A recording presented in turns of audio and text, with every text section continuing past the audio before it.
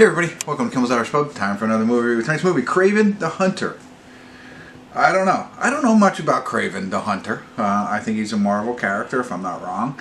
He has a complex relationship with his ruthless father, Nikolai Kravinoff. Alright, starts his downward path of vengeance with brutal consequences, motivating him to become not only the greatest hunter in the world, but also its most feared. That's what we got here. It's only 5.4 on IMDb. 23,701 people rated so far. That's not great. Aaron Taylor Johnson is in it. I like him. I like him in a lot of different things. He was in a Marvel movie. Okay,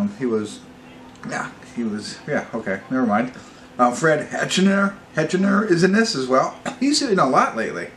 Christopher Abbott, Russell Crowe.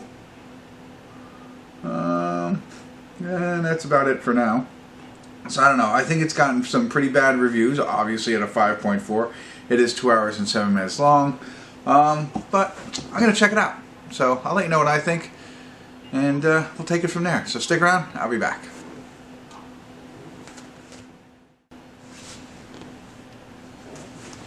Hey everybody. We're at the credits of Kraven the Hunter.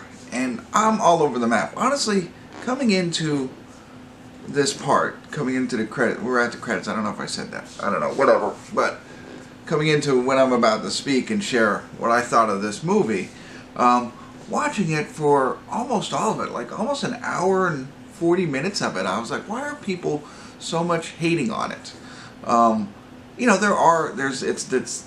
it's not as good as, and it is Marvel, it's Sony Marvel, right? So it's in the same I guess universe as Spider-Man, which I found out is Kraven is one of the major villains of Spider-Man. I don't know how I probably knew that, I just forgot because I'm old.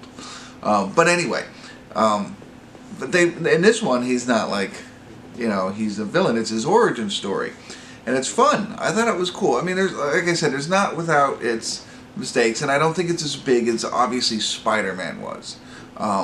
You know, it doesn't emotionally grab you like that does. But it's a fun, comic booky, action, R-rated movie with Aaron Taylor Johnson, right? Who I thought was really good. Russell Crowe's in it. He plays his dad, and Fred Hechinger plays his half-brother. That's all you really need to know. Everything else is, I don't know. Russell Crowe I thought he was pretty good in his role, and I liked that Fred guy. I liked him a lot, and we'll talk a little bit more about him in a little bit. But you know, there's things throughout that, I don't know. Just like in any movie, there's bad dialogue at times. Okay, there's bad CGI a lot, I think, or special effects. I don't know what you call it, but it was just like, it doesn't look as good as I normally think. And now it could be because it was meant to be on a big screen, and it's only on my little big screen here. So could have been that, but like those kind of things, they don't bother me that much, and you know, unless it's really, really, really, really bad often. So I'm thinking, I'm trying to go through my head, what is it? I mean, the plot line, or you know, whatever, is very predictable, I think, for the most part.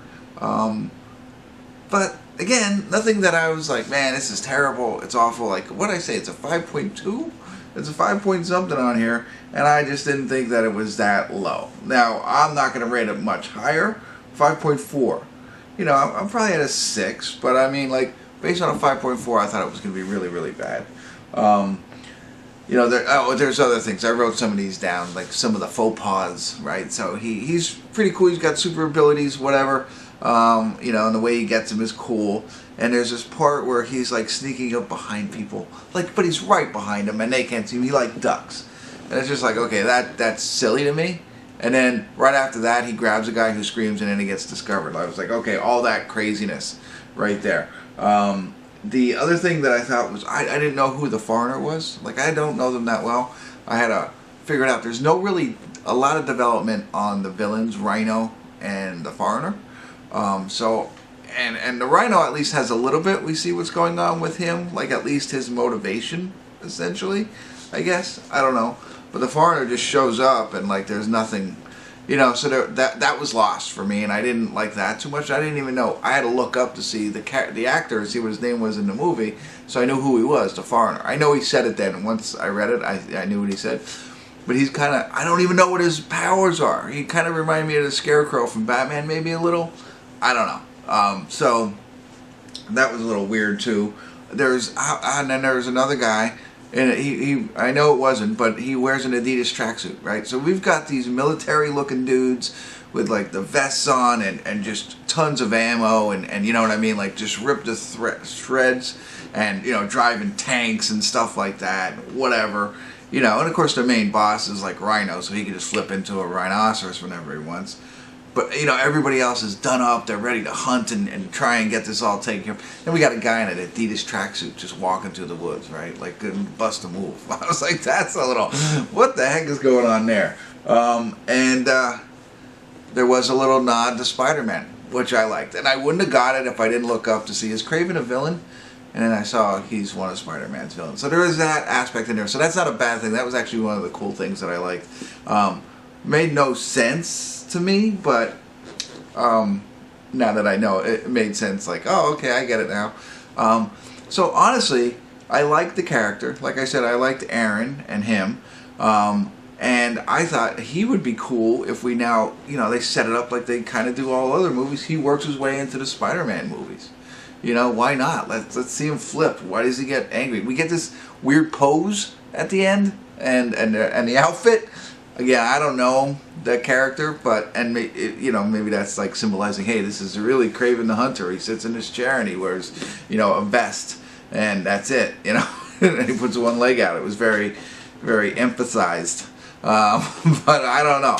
And then, you know, his half brother and what all goes down with all of that. That's interesting. So I think I would see a second one. I wouldn't make it 2 hours long. I would make it just long enough that we could see how he can transition maybe into the Spider world, into the Spider-Verse. Maybe that's not right. That's you know what I mean, into Spider-Man's world. That would be fun for me. So, you know, again, not perfect. It's not as good as the Marvel movies, and I think a lot of people set that expectation up here. I did not, but I didn't hate it. It was fun. They tried to make humor, which I liked. In some spots. Some spots it was, like I said, poorly worded and stuff. The one other thing, Calypso. I couldn't decide myself if I wanted more of Calypso or less.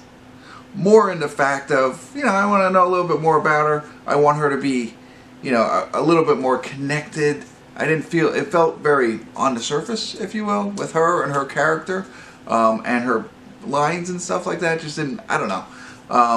So that's why I was like, could we have more? Or just, hey, how about a little bit less? Like, what value did she really bring as a character to the movie? Maybe it was all there. Oh, look, it was filmed in Iceland. Maybe it was there and it ended up on the cutting room floor, but I just felt it was just like so on the surface, and it was a pivotal role in what you played, at least in the beginning. Can we build on that and make it a little bit better? Or cut it and just like that's it, and maybe a little piece at the end to be like boom, you know what I mean? I felt that we were too much in the middle of where we want her in this movie or not, and so that was another piece of it. Okay, gave a lot on that one, and I didn't give any spoilers, I don't think. I hope not. I'm sorry if I did, but there you go. That's what I got. Kraven, if you know what kind of movie you're getting when you're walking in to see this one, right? So if you know what you're getting into, you're probably gonna like it. If you have no clue, you might not. I don't know. So there you go. That's what I got. Maybe we'll see him back. Probably not. I think this is like the last of the Marvel Sony thing. Right? I don't think Spider-Man's going to be made by Sony anymore. And I don't think this is. And I think Venom. I think that's all kind of wrapping up from my understanding. I should educate myself a little bit more than just guessing. But there you go. Drop comments in if you know the answer and help everybody else out, or at least me. Alright, that's it. I'm out of breath. Hopefully I was helpful. Thanks for tuning in. Kimmel's Irish Poets.